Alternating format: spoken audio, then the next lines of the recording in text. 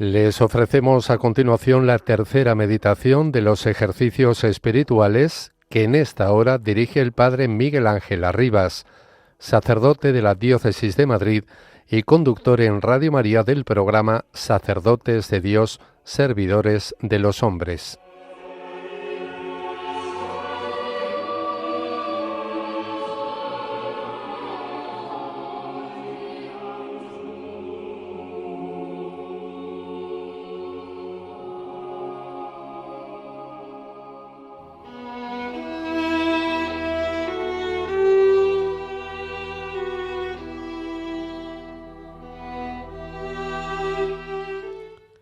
Tercer día de ejercicios espirituales.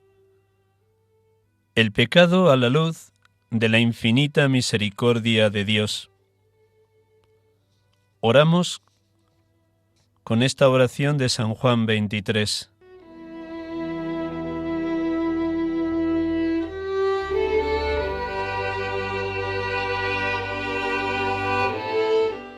Espíritu Santo, perfecciona la obra que Jesús comenzó en mí. Apura para mí el tiempo de una vida llena de tu Espíritu. Mortifica en mí la presunción natural. Quiero ser sencillo, lleno de amor de Dios y constantemente generoso. Que ninguna fuerza humana me impida hacer honor a mi vocación cristiana. Que ningún interés por descuido mío vaya contra la justicia. Que ningún egoísmo reduzca en mí los espacios infinitos del amor. Todo sea grande en mí. También el culto a la verdad y la prontitud en mi deber hasta la muerte. Que la efusión de tu espíritu de amor venga sobre mí, sobre la Iglesia y sobre el mundo entero. Juan 23.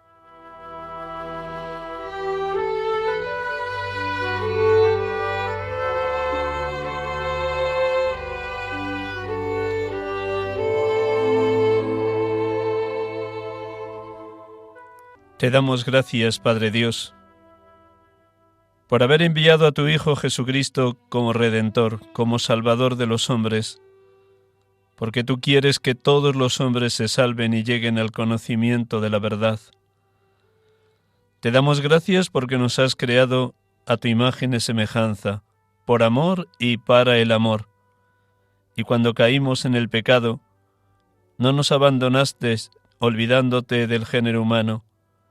Al contrario, en la plenitud de los tiempos, nacido de una mujer, nacido bajo la ley, enviaste a tu Hijo, el Verbo eterno como Verbo encarnado en el vientre purísimo de María, para que nos redimiera de la esclavitud del pecado y de la muerte.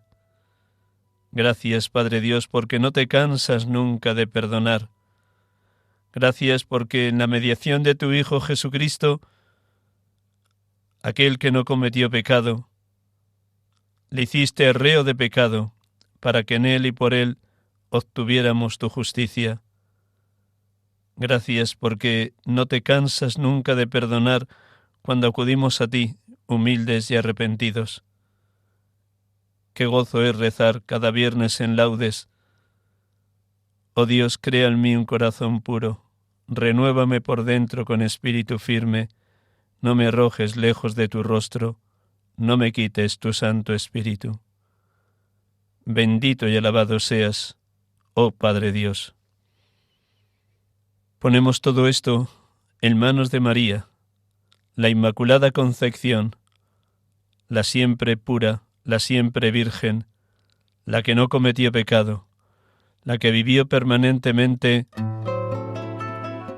en la presencia de un Dios 3 veces santo, en la obediencia al Padre, dándonos a su Hijo como Salvador, y siendo la llena de gracia, la llena de amor, la llena del Espíritu Santo. A ella, María, le dirigimos nuestro saludo. Dios te salve, María, llena eres de gracia, el Señor es contigo. Bendita tú eres entre todas las mujeres, y bendito es el fruto de tu vientre, Jesús. Santa María, Madre de Dios, ruega por nosotros pecadores, ahora y en la hora de nuestra muerte. Amén. Madre de los creyentes, que siempre fuiste fiel, danos tu confianza, danos tu fe, danos tu confianza, danos tu fe.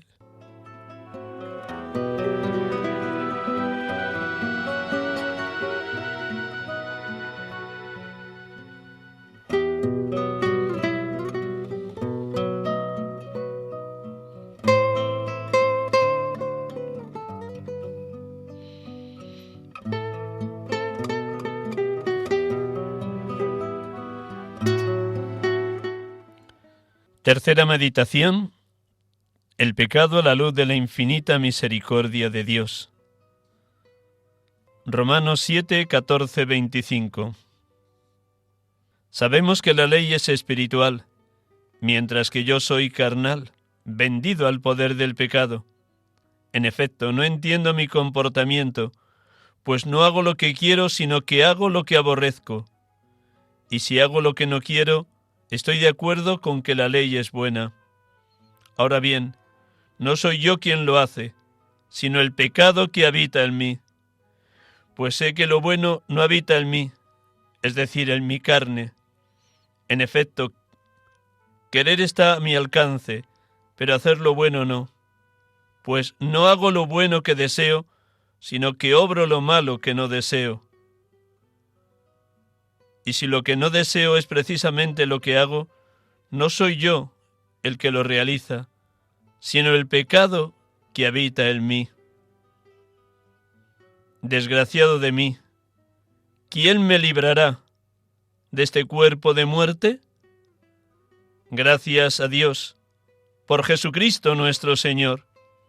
Así pues, yo mismo sirvo con la razón a la ley de Dios y con la carne a la ley del pecado. Romanos 7.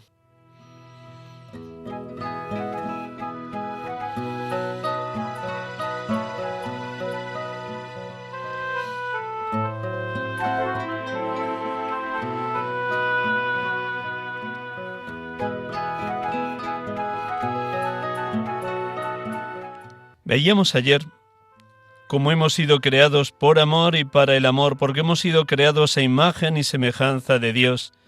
Y si Dios es amor, Él nos ha llamado a una vida en plenitud por el infinito amor que Él nos tiene. En el himno de Efesios 1, que rezamos los lunes en vísperas, proclamamos: Bendito sea Dios, Padre de nuestro Señor Jesucristo, que nos ha bendecido en la persona de Cristo con toda clase de bienes espirituales y celestiales. Él nos eligió en la persona de Cristo antes de la creación del mundo para que fuésemos santos e irreprochables ante Él por el amor. Esta es la vocación inicial de todo cristiano, la vocación a la santidad. Cuanto más llenos y colmados estemos del amor de Dios, tanto más iremos siendo santificados por este Dios amor en quien creemos, porque nos constituyó desde el bautismo el morada de los tres, hijos de Dios Padre, discípulos de Dios Hijo, templos del Espíritu Santo. Hemos sido creados por amor y para el amor. Veíamos también ayer cómo hemos sido creados en libertad y para la libertad, con la capacidad de elegir.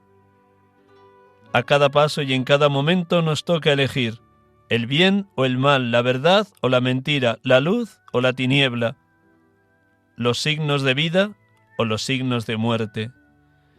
Como hemos escuchado en San Pablo, Romanos 7, tantas y tantas veces no hacemos el bien que queremos, sino el mal que aborrecemos, porque el pecado nos conduce a la tiranía del diablo. Hemos sido creados para la vida, y una vida no mediocre, sino una vida en plenitud, como dice Jesús cuando se presenta con la imagen del buen pastor. He venido para que tengan vida y la tengan en abundancia. Juan 10. Una vida que se nos da, que se nos dona en cada Eucaristía. Quien come mi carne y bebe mi sangre tiene vida eterna, y yo lo resucitaré en el último día. Mi carne es verdadera comida, mi sangre es verdadera bebida. Quien come mi carne y bebe mi sangre, habita en mí y yo en él. Creados por amor y para el amor, creados para la vida, creados en libertad y para la libertad. Segundo, pero el mal entró en el mundo cuando el hombre se dejó engañar, se dejó seducir por la serpiente, por el diablo disfrazado bajo la forma de serpiente. Nos lo dice el capítulo 2 del libro de la sabiduría. Dios creó al hombre incorruptible y lo hizo imagen de su propio ser, mas por la envidia del diablo entró la muerte en el mundo y la experimentan los de su bando. Por la envidia del diablo, que nos quiere separar permanentemente de la amistad de Dios, de la fuente de la vida que es Dios, pecamos. Nos lo narra con todo detalle el capítulo 3 del libro del Génesis. La serpiente era la más astuta que las demás bestias del campo que el Señor había hecho. Y dijo a la mujer, ¿con que Dios os ha dicho que no comáis de ningún árbol del jardín? La mujer contestó a la serpiente, podemos comer los frutos de los árboles del jardín, pero del fruto del árbol que está en mitad del jardín, nos ha dicho Dios, no comáis de él, ni lo toquéis, de lo contrario moriréis.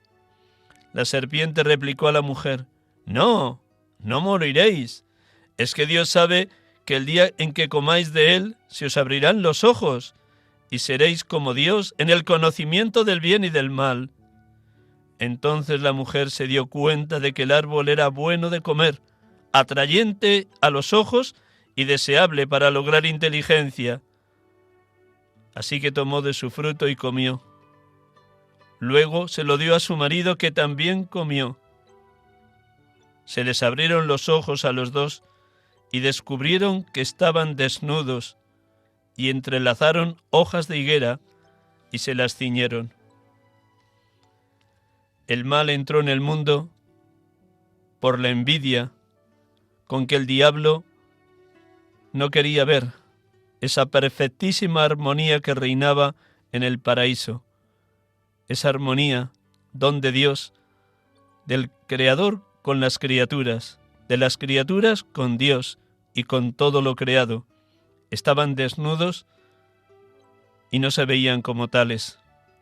Adán y Eva debían elegir la obediencia a Dios, que no comieran del árbol de la ciencia del bien y del mal, o que quisieran ser como Dios sin Dios, por el engaño, la seducción, la astucia del diablo.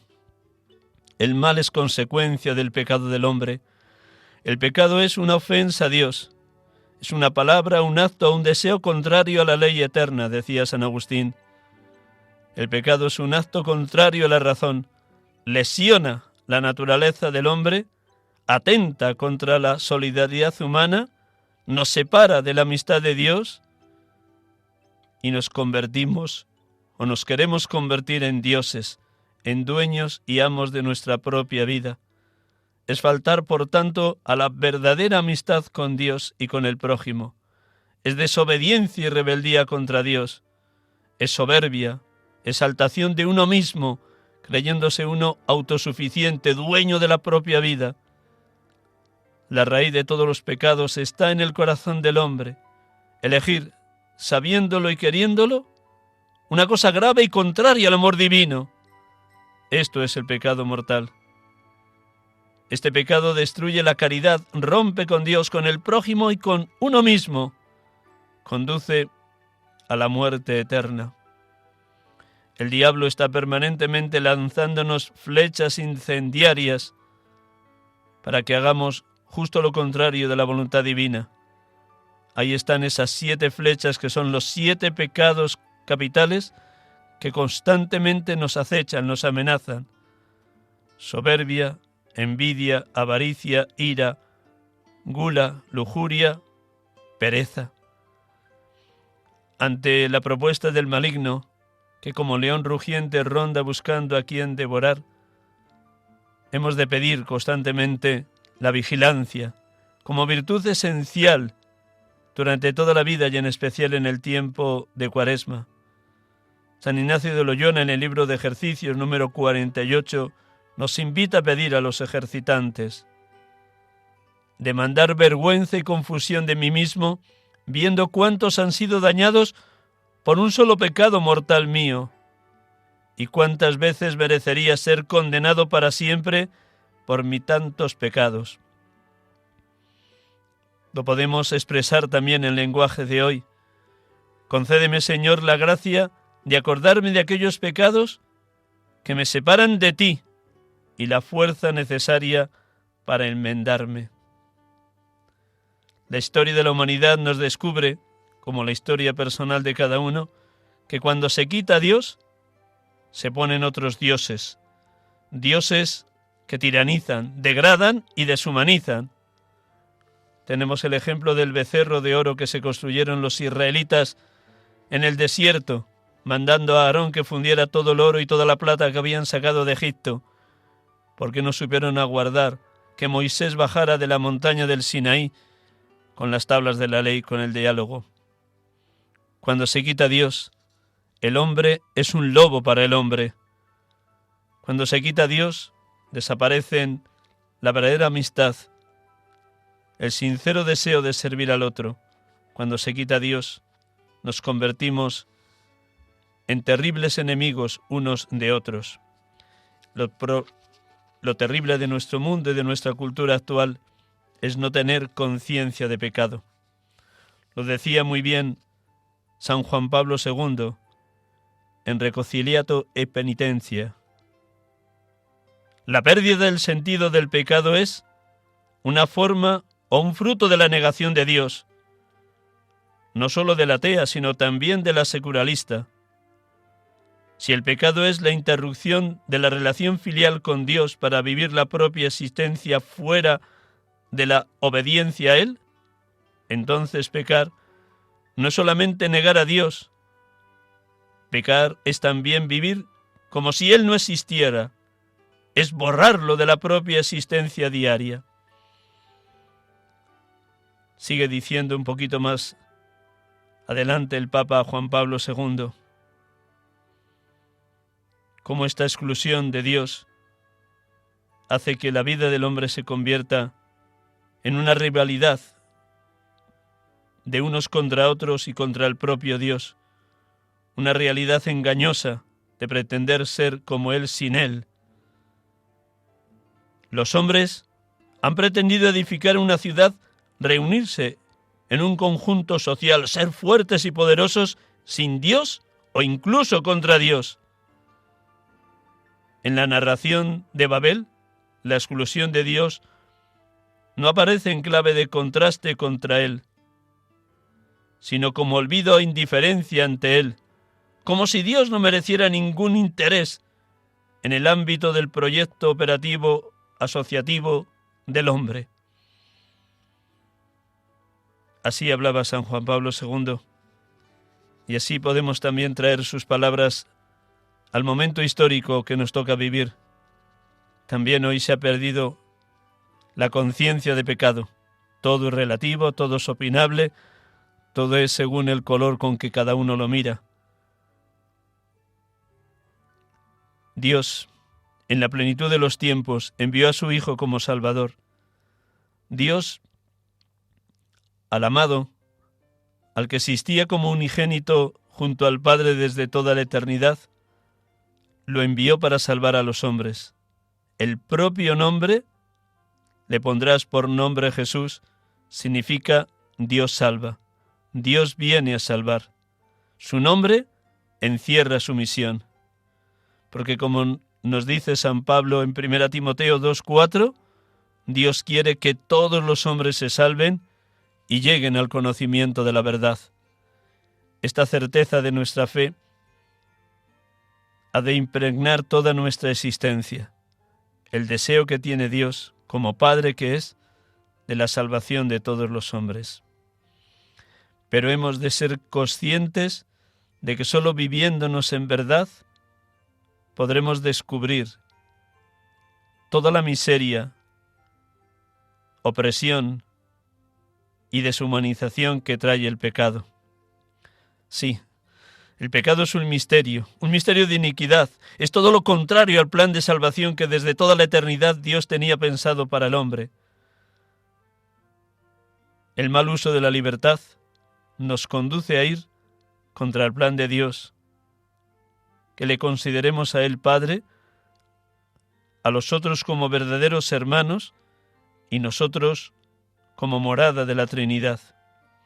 En la primera carta de Juan se nos dice: si decimos no pecamos, nos engañamos y la verdad no está en nosotros.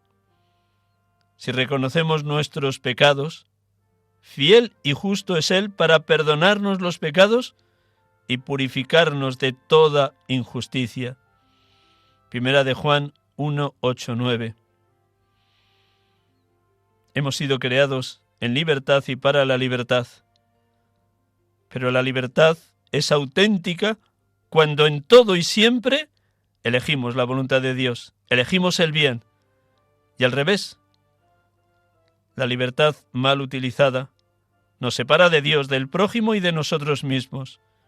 Dice el Catecismo de la Iglesia Católica: la libertad del hombre es finita y falible. De hecho, el hombre erró, libremente pecó. Al rechazar el proyecto del amor de Dios, se engañó a sí mismo, se hizo esclavo del pecado. Esta primera alienación engendró una multitud de alienaciones. La historia de la humanidad, desde sus orígenes, atestigua desgracia y opresiones nacidas del corazón del hombre a consecuencia del mal uso de la libertad. Hemos de pedir incansablemente la luz necesaria para vivirnos en la verdad de Dios. Como dirá Jesús: conoceréis la verdad y la verdad os hará libres. Hemos de demandar vergüenza y confusión de mí mismo, viendo cuánto daño he hecho por un solo pecado mortal mío. Pidámoslo una y otra vez. Concédeme, Señor, la gracia de acordarme de aquellos pecados que me separan de ti y la fuerza necesaria para enmendarme.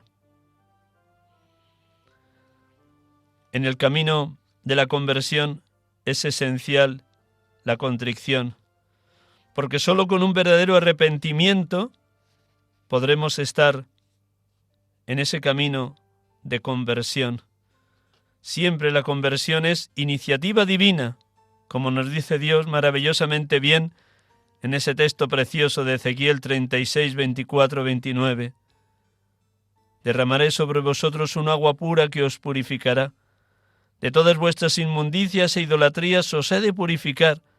Os daré un corazón nuevo, os infundiré un espíritu nuevo. Arrancaré de vuestra carne el corazón de piedra y os daré un corazón de carne.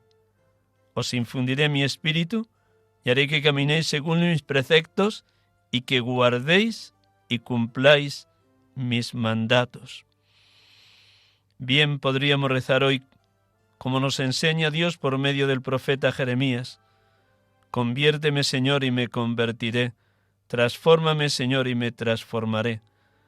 Porque ciertamente, como hemos escuchado en Ezequiel 36, es Dios quien tiene la iniciativa, es Dios quien viene a nuestro encuentro, es Dios quien pone luz en nuestra oscuridad, es Dios el que nos llama al arrepentimiento, es Dios el que quiere de cada uno un profundo acto de arrepentimiento, de contrición, porque sólo así podrá arrancar de nosotros el corazón de piedra y darnos un corazón de carne, un corazón como el de su Hijo Jesús, capaz de perdonar 70 veces 7, capaz de amar hasta el extremo, capaz de hacer el bien sin que la mano izquierda sepa lo que hace la derecha, capaz de dar la vida por Cristo como han dado los mártires a lo largo de la historia de la Iglesia.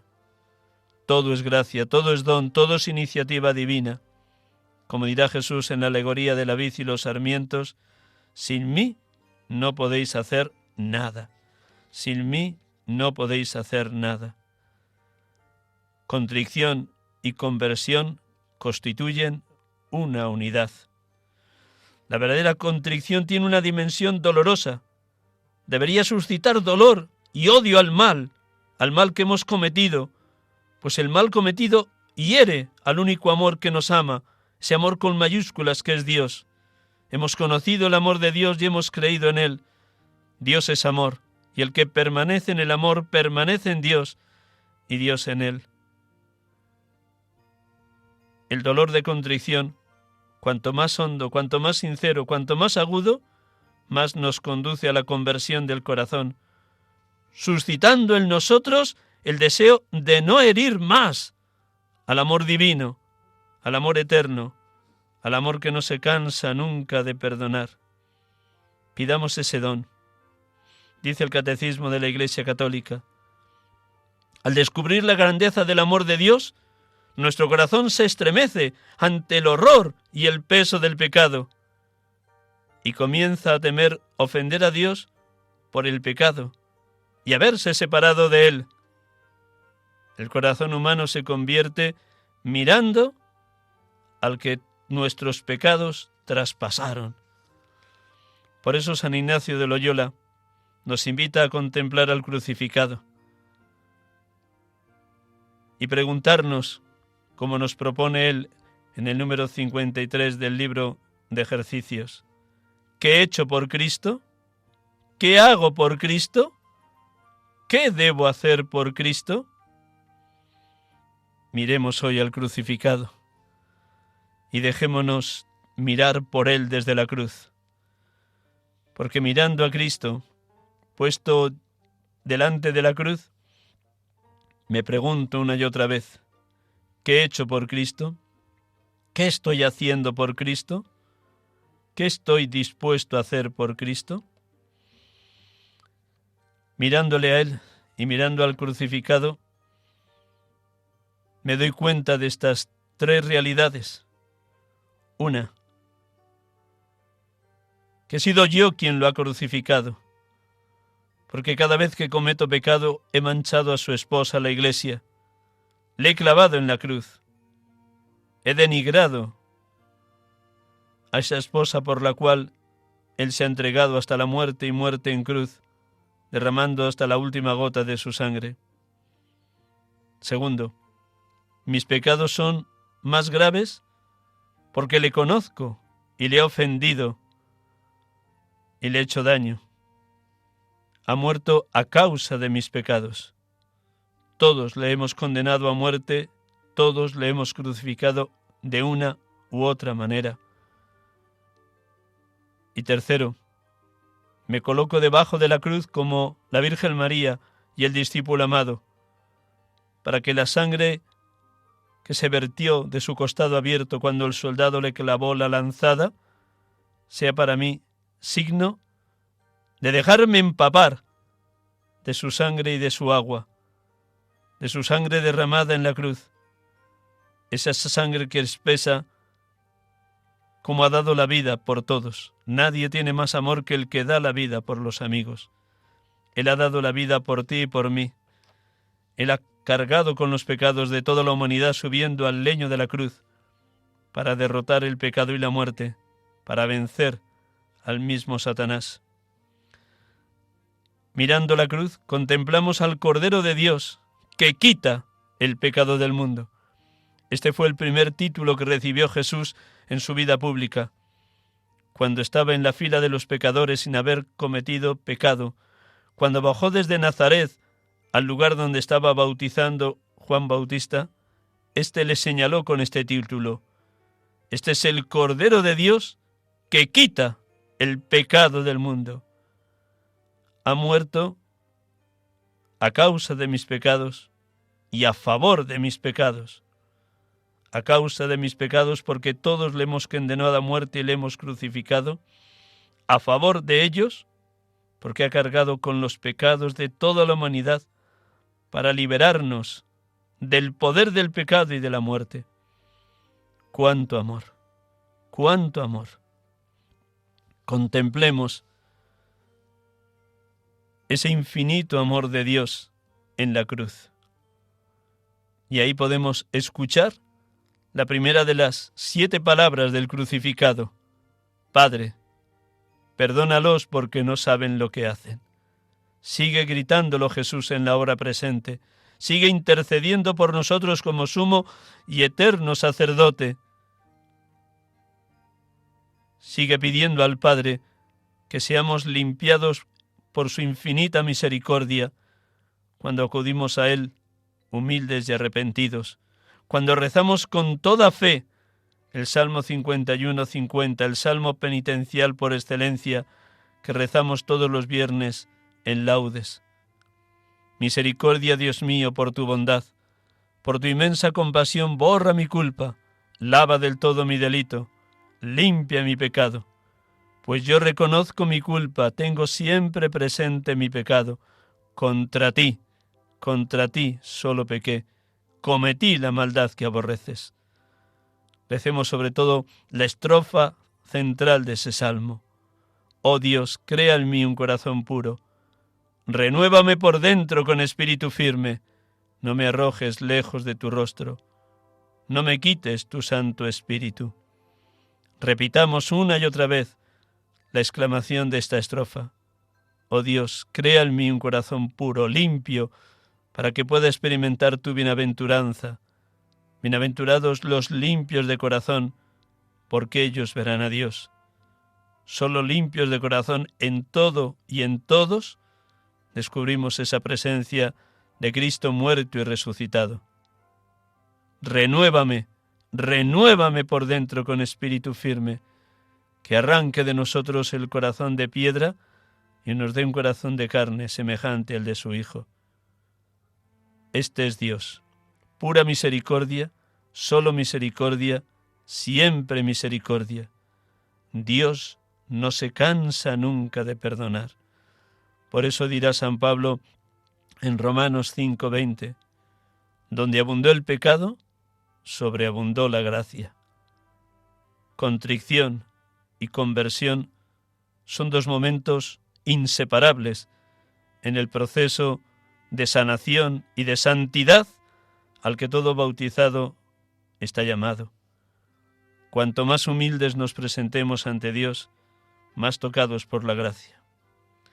Podríamos elegir muchas imágenes de cómo el Señor viene en nuestra ayuda.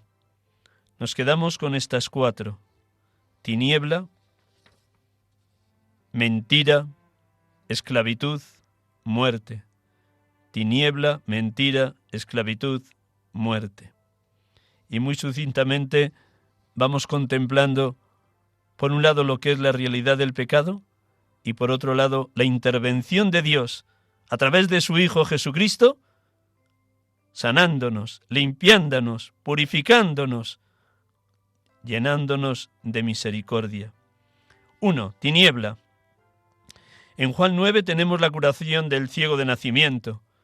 Jesús es la luz del mundo. Quien cura a un ciego de nacimiento demuestra que Él es la luz. El propio Jesús se presentará así: yo soy la luz del mundo, el que me sigue no camina en tinieblas, sino que tendrá la luz de la vida. Los discípulos de Jesús, como la gente de su tiempo, consideraban la enfermedad como fruto del pecado, un castigo divino. Jesús rechaza esta concepción. Justifica la enfermedad para demostrar que Él es la luz. Los fariseos investigan quién ha curado al ciego de nacimiento. Preguntan al ciego, preguntan a sus padres.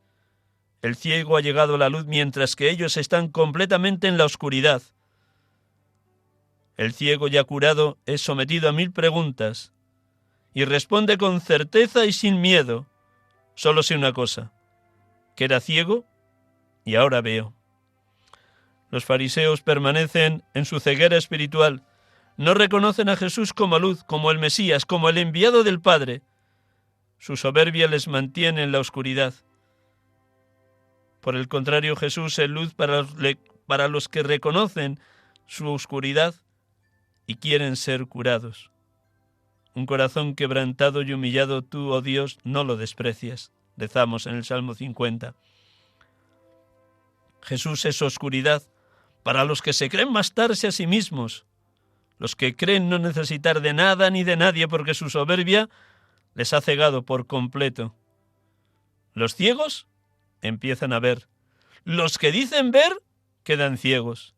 Jesús es el único que ilumina lo profundo del corazón del hombre, el único que da sentido a la vida. Él nos ha sacado del dominio de las tinieblas y nos ha trasladado a su luz admirable. Contemplábamos ayer en el himno de Colosenses 1. El pecado de tiniebla es dejarse atrapar por la oscuridad, vivir encerrado en uno mismo, en el individualismo, en la soledad galopante. Es dejarse sorprender por el desconcierto, la desilusión, la desgana, incluso la desesperanza. Son esos momentos en los que uno pierde el rumbo, no sabe de dónde viene ni a dónde va, o como mucho se deja llevar por los demás. Es instalarse en el escepticismo, el creer que uno está de vuelta de todo y lo sabe todo. Es acomodarse en lo fácil, es vivir siempre en la duda de todo. Es no buscar ayuda, ni dejarse orientar, ni dejarse ayudar por nada ni por nadie.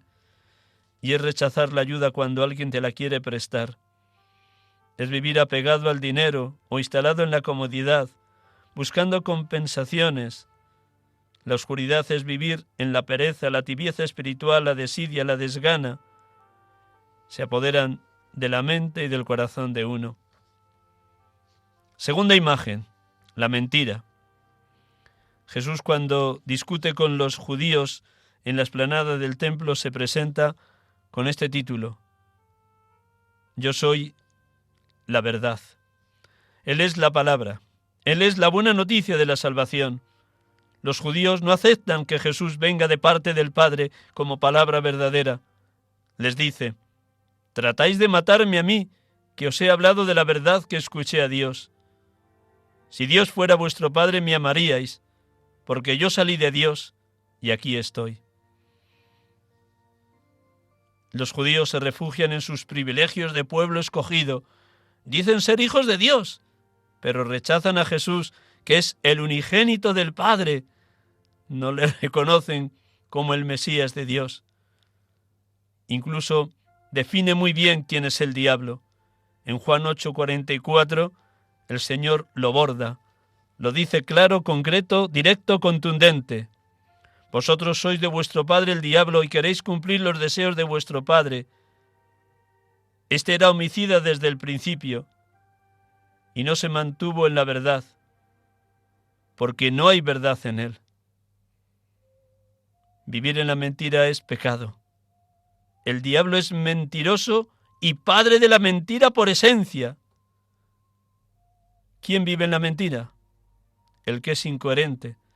Piensa una cosa, siente otra y hace la contraria. El que vive solo de la imagen, del qué dirán, el que es campana hueca o címbalo que retiñe. Mentiroso es el que no va de frente a los problemas y huye de ellos, el que no quiere vivir a fondo su existencia evangélica. Es vivir instalado en la mediocridad, en el dualismo entre la vida y la fe. Es todo lo inauténtico. Es el mal uso del tiempo, del dinero, de las relaciones humanas. Recuerden cómo en Apocalipsis 3, 14, 16 se nos dice: ojalá fueras frío o caliente. No eres ni frío ni caliente. Y precisamente porque no eres ni frío ni caliente, voy a vomitarte de mi boca. Que no tenga que llamarnos nuestro Dios tibios, porque entonces seremos vomitados de Dios. Los sacerdotes y los consagrados tenemos un gran riesgo de incoherencia, empezando por mi pobrísima persona. Incoherencia entre el hablar y el obrar, entre lo personal y lo comunitario, entre lo espiritual y lo pastoral, entre la oración y la opción por los pobres. ¡Cuánta incoherencia! Perdónanos, Señor, nuestras medias verdades, nuestras medias mentiras. Tercera imagen. Esclavitud. Jesús dice en Juan 8:32, conoceréis la verdad y la verdad os hará libres. Jesús es la libertad. Y es la libertad porque vive solo pendiente de la voluntad del Padre. No desea otra cosa sino la libertad que anida en cumplir la voluntad del que le ha enviado. En Juan 4 nos dice, cuando los apóstoles vuelven después de que se ha quedado a solas con la samaritana, le traen comida, la rechaza y les dice: mi alimento es hacer la voluntad del que me ha enviado y llevar a término la obra que me encargó. Su palabra es la verdad, verdad que rompe todas las cadenas. Yo soy el camino, la verdad y la vida. Mantenerse en su palabra es aceptarle como el enviado del Padre, como el único Salvador, como el que nos ha liberado del pecado y de la muerte. Que resuene una y otra vez el capítulo 5 de Gálatas. Para vivir en libertad, Cristo nos ha liberado. Hermanos, nuestra vocación es la libertad. Por el contrario, el pecado esclaviza, ata y saca lo más negativo que llevamos dentro los seres humanos. Cuando no vivimos en la voluntad de Dios, nos esclavizamos, nos convertimos en tiranos de nosotros mismos o de los que nos rodean. Por eso dirá con toda clarividencia San Pablo en Gálatas 5 todas las consecuencias de vivir atados a la esclavitud del pecado. Es correr a ciegas. Por eso dice: las obras de la carne son conocidas: fornicación, impureza, libertinaje, idolatría, hechicería, enemistades, discordias, disensiones, rivalidades, borracheras, orgías y cosas por el estilo. Y os prevengo, como ya os previne, que quienes hacen estas cosas no heredarán el reino de Dios. ¿Qué vivimos? ¿En los frutos del Espíritu o en las pasiones de la carne? Quien comete pecado es esclavo del pecado. Cuando Jesucristo no es el centro de nuestra existencia, nos vemos envueltos en pequeñas esclavitudes. Quien no se abre a la experiencia de Dios, al infinito amor del Padre, a la amistad de Cristo, quien no se deja transformar por ese amor que libera, que plenifica, que santifica, va viviendo entonces envuelto en pequeñas o grandes rutinas, tibiezas, mediocridades, cobardías, pasotismo, cansancio, aburguesamiento, desgana, desinterés. Esas son las pequeñas esclavitudes. A veces pueden parecer normales porque el mundo las vende muy baratas y todo el mundo lo hace. Esas pequeñas rutinas del día a día, ese hilo casi invisible, atrapa como si fuera una soga, atrapa sin darnos cuenta. Y nos vemos envueltos en ocupaciones, modas, presiones, qué dirán, qué imagen tienen los demás de mí, la improvisación, la fantasía, el internet, las adicciones. Me dejo envolver en esas pequeñas rutinas de cada día que me atrapan sin darme cuenta. ¿Quién vive en la esclavitud? ¿Quién vive en la confusión, en el desorden, dejándose arrastrar por el activismo, las prisas, el agobio, la angustia de querer llegar a todo, de no haber discernido a tiempo a qué decir sí y a qué decir no? Es estar atado al qué dirán, a la opinión de los otros, a la simpatía de los que me rodean.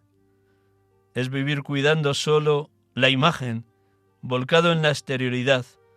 Es ser campana hueca o címbalo que retiñe. ¿Vivo en la libertad de los hijos de Dios o vivo en la esclavitud de la mundanidad que me rodea? Cuarta imagen: muerte. En Juan 8:24 dice Jesús: si no creéis que soy yo, moriréis por vuestros pecados. Jesús es la vida.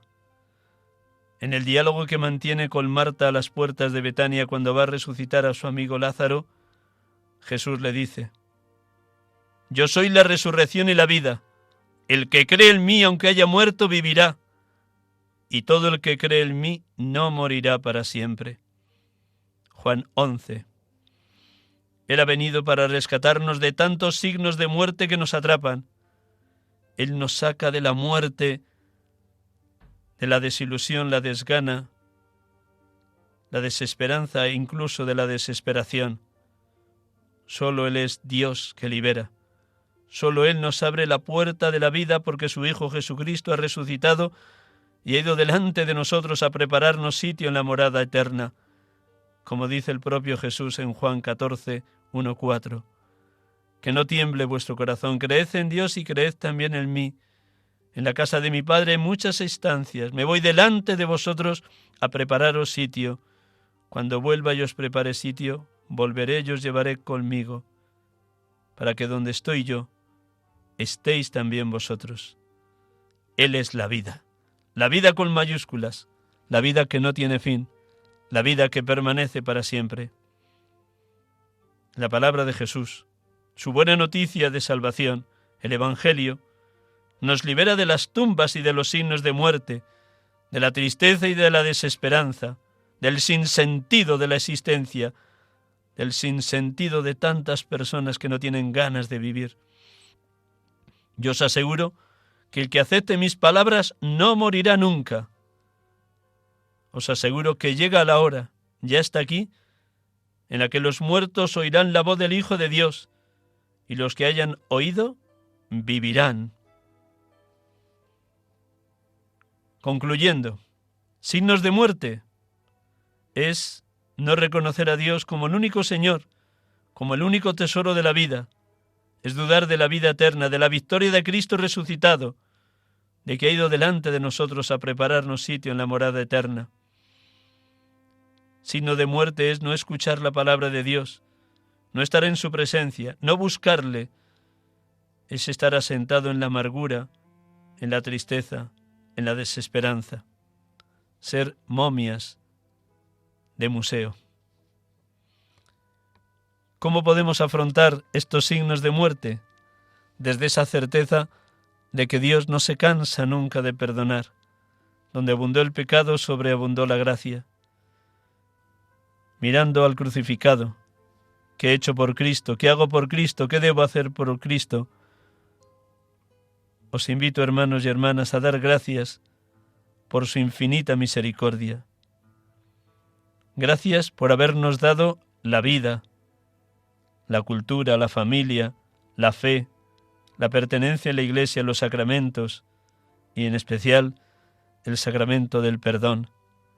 Cuando acudimos a este sacramento de reconciliación, experimentamos lo mismo que el hijo pródigo cuando volvió a casa. Padre, he pecado contra el cielo y contra ti, no merezco llamarme hijo tuyo, trátame como uno de tus jornaleros. El padre le llenó de besos y de abrazos y dijo a los criados: traed un vestido nuevo, un anillo para los dedos, unas sandalias para los pies.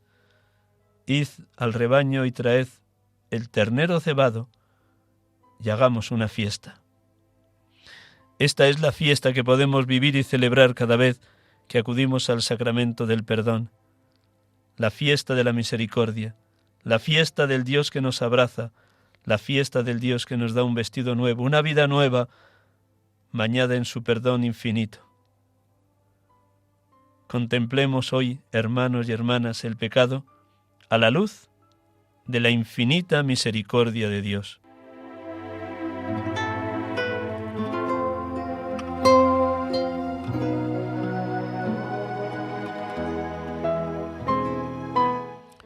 Gloria al Padre, al Hijo y al Espíritu Santo.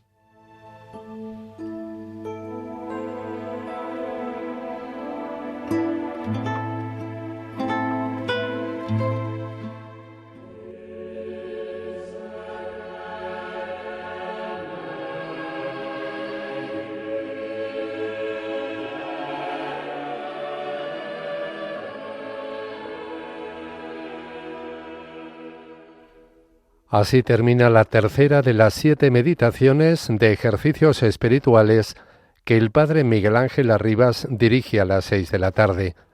Les recordamos que pueden volver a escuchar esta reflexión en el podcast de Radio María.